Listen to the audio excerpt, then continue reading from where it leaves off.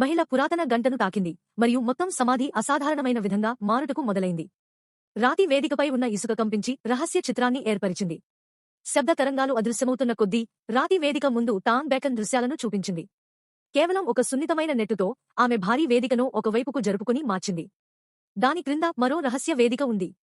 వేదికపై స్విచ్ని తిప్పినప్పుడు అది దిగువకు దిగివచ్చింది. దిగువ భాగంలో విచిత్రమైన శాసనాలు మరియు విగ్రహాలతో నిండి ఉన్న ఒక చిన్న రంధ్రం ఉంది. దురదృష్టవశాత్తు ఇది ఒక మూసివేసిన చోటికి దారితీసింది. ఎవరికీ తెలియకపోయినప్పటికీ ఆమె ఒక విగ్రహం లోపల పురాతన ఆంబర్ని కనుగొంది. ఆ ఆంబర్ సమీపంలోని రాతి తలుపులోని ఒక గడ్డలో పూర్తిగా సరిపోయింది.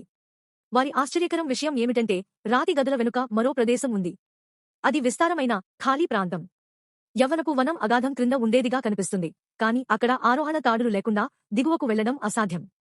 అకస్మాత్తుగా ఆ వ్యక్తిపై వేదికపై ఉన్న స్విచ్తో అదే స్విచ్ని గమనించాడు. అతను దాన్ని తిప్పినప్పుడు పైనుండి ఒక కాంతి కిరణం కనిపించింది మరియు గోడలు మారడం మొదలుపెట్టాయి. అవి ఒక సోపానం వేయడం ప్రారంభించాయి. కొన్ని సెకండ్లలో అగాధానికి దిగువకు వెళ్లే సోపానం ఏర్పడింది. వారు జాగ్రత్తగా దిగి అడుగున చేరుకున్నారు. అజ్ఞానంగా వారు అందరూ పురాణ యవ్వనపు వనం వైపుకు కదిలారు. కాని వారు దగ్గరకు వచ్చినప్పుడు నేల అకస్మాత్తుగా కంపించి 8 వేరువేరు భాగాలుగా విడిపోయింది. ప్రతి భాగం వసంతానికి దారితీసే తన సొంత సోపానం చూపించింది. వారు జాగ్రత్తగా వాటిని అనుసరించి చివరకు గుప్త యవ్వనపు వనం కనుగొన్నారు.